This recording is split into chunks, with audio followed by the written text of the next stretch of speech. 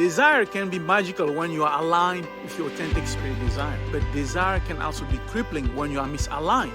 However, when desire is misaligned, it can hijack your attention and paralyze your performance and paralyze your result.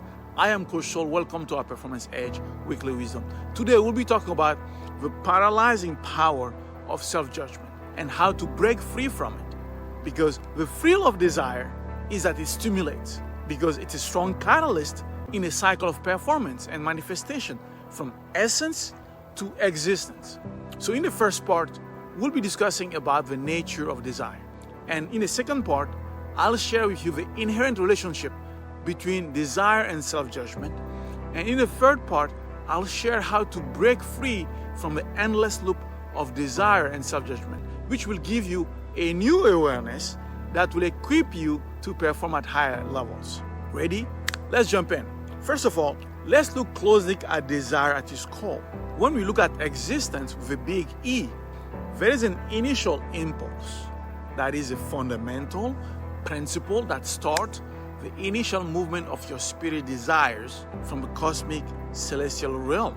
That initial movement in the spirit dimension ignites the momentum of creation that starts in the essence of your soul. That initial impulse is your desire. Desire. Desire etymologically comes from the Latin word desiderare, meaning to long for, to wish for, or to demand. It is composed of two parts. The first part, which is a prefix with D, meaning away, off, from. And cider, derived from sidus, meaning stars or heavenly body.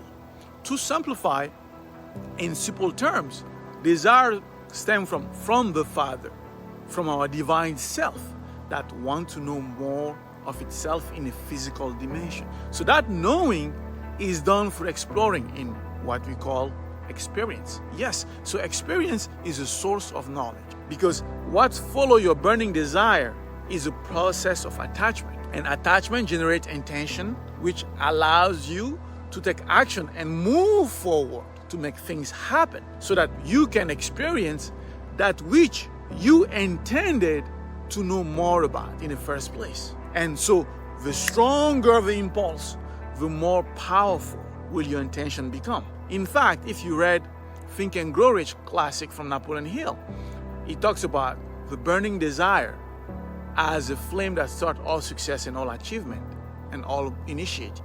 And so when your desire is authentic and there is alignment, you get into flow. But when there is misalignment, illusion is created. And here starts your pain. That's where it can get tricky, because you don't want to linger there. And that leads us to the second part I wanted to share. The inherent relationship between desire and self-judgment. How is it so? Because when you don't get what you want, it means there is misalignment between your desire and your performance and your result and your reality. In that cycle, your attention gets tricked into what you don't want. And this is where desire becomes a curse, because your attention gets locked into what you don't want. In that process, your attention reveals what you are attached to, because where your attention goes, your experience follows. Meaning, in your experience, allows you to identify what is missing and what you need, which is not necessarily what you want all the time. But so the work and the challenge becomes to not be stuck there, because as you become stuck in the want, don't want loop, your experience become unwanted, repetitive cycling. What do I mean concretely? Because of attachment link with the manufactured desire, you are not able to detach yourself with your attention on what you don't want. So your attention is fixated on what you don't want. But the deeper challenge is that as you try to break free from what you don't want, your attention goes back onto what you want inherently with a self-judgment of who you have been. So your attention is trapped into these two places. So either your attention is trapped into the identification of what you don't want to be, meaning you're experiencing what you don't want anyway, because your attention is there, or your attention is trapped, on the other hand, in being the judge, and the self-judgment comes into who you have been, that you don't want to be. In those two places, your attention is caught in a cyclic loop of a judge of what you don't want, or the actual experience of what you don't want, where you identify with. So basically, it's an illusion of separation of the same self Because when you judge, you are not present to the content that you are experiencing and judging.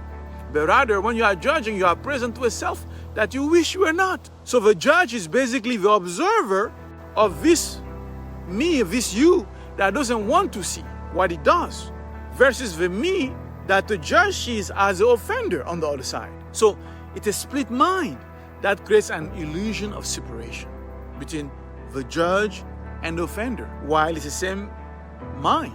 And in that loop, we get stuck between. And unless you can discern the illusion nested in the want or don't want, the negative pattern grows stronger and becomes a crisis. And that becomes a health crisis, financial crisis, relationship crisis, you name it. And that's where the alignment work comes in. Because that's where it leads to a third part, which is how to break free from that paralyzing. Knowing what you don't want is a revealing state in your spiritual path and in your growth. That alignment consists to integrate the illusion, to integrate the judge and the offender. Integrate them because it's the same you, the same self. Because that unification creates an awareness and fosters your alignment. The alignment allows you to see what your authentic desire was in the first place. From that alignment, you become liberated from attachment and you get into optimal flow, optimal fulfillment, happiness and joy, because you have identified that which you wanted to experience and to know more in the first place. That's where growth lies, because